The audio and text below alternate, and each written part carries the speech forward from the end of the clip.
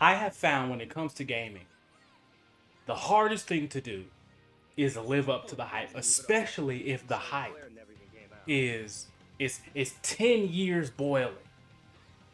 And as a big fan, one of the biggest fans of the original Tenkaichi series, I want to talk to anybody who may be thinking, like, is this game worth it?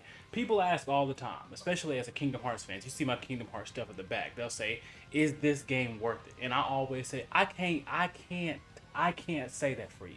I can't tell you if something is worth it or not.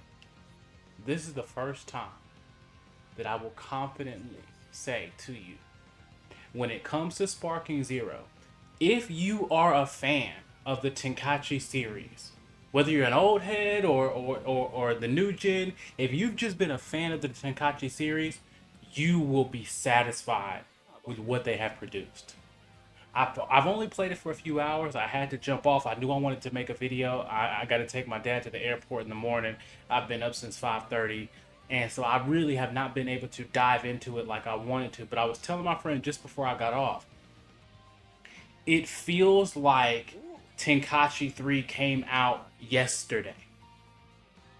Like, it feels like, not yesterday, but it feels like Tenkaichi 3 came out within the last couple of years. That's how well they have picked up on what the spirit and what the feel of Tenkaichi is supposed to be. And I'm so happy about that. My expectation was not for them to go out and create the greatest Dragon Ball game of all time. That was not my expectation. My expectation was them for them to just give me another Tenkaichi. They have done this, and they've added things that have not swung it too far out of the way. Granted, I've only gotten about 3 or 4 hours in, but from what I have been able to play, this feels like everything that I have wanted for the past. Again, I'm an OG, right? So I played Budokai 1, 2, and 3. I played Tenkaichi 1, 2, and 3, right? Hours and hours and hours and hours.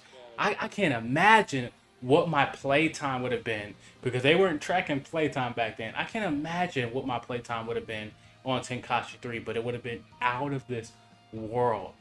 And I got back on and everything felt good. It felt amazing. And so if you are one of those people and you're thinking, man, do I really want to get it? Is it going to be worth it? All of that, all I can say is this.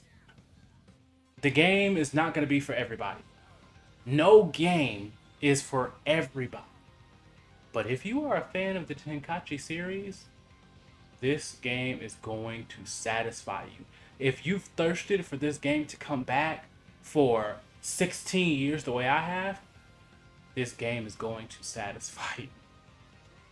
There were things that I was doing on this game just off of sheer instinct. I don't even know how it's possible that I was able to reach back into like mental and muscle fibers from 15 years ago and just do stuff on instinct to get out of situations while I was fighting my friend, and it all feels good. I am really happy with what I have been able to experience with Sparking Zero, aka Tenkaichi 4, so far. I From what I've seen, there is a lot of room for this to be both a fighting game and a Dragon Ball game, right? So it's going to be one of those things where you can run out with Goku or Vegeta or Krillin or whoever and just square up and box and throw out your favorite moves and have amazing moments. But there's also little things that I'm noticing is like, oh, I can set a person up this way. Or if I notice that they're doing this thing over and over again, I'll be able to use this move as a counter. Like I'm seeing all these different little techs that I know are going to be able to put a little bit of distance between somebody who only maybe spends 10 hours a week and somebody who decides they want to spend 25 hours a week. So I'm seeing those differences being layered in as some of the mechanics that look kind of basic, right? But really they're all about like giving the different players options on how to respond to whatever it is that's going on in their environment. So this this is going to be good. And this is what I this is the part that I have been kind of worried about. Were they going to swing too much trying to make it like a fighting game? Or was it going to be so casual that like me and one of my best friends can't really dive into the kind of exciting matches that we've had in other fighting games that we've played, right? And so I'm liking that it has kept the balance from what the Tenkaichi series has always been. As I was saying before, I still do not believe it's going to be. I still don't believe this is being built out to be an esports game.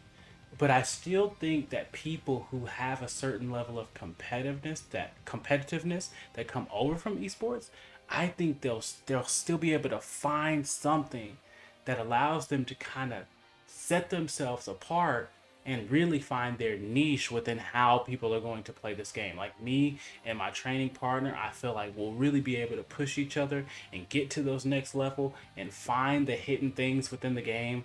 But I don't think that's going to ruin, right, the experience of us just playing with friends or playing casual matches and people just being able to get excited over a game that's really just about playing the series of Dragon Ball. Again, if you're thinking about how exciting or how good or how fun or whatever your expectations are, if you are a fan of the Tenkaichi series, I'm really confident that you will be locked in when it comes to this game. If you like the video, like it. If you think someone else might like it, share it. And if you want to see more, I really hope that you would subscribe.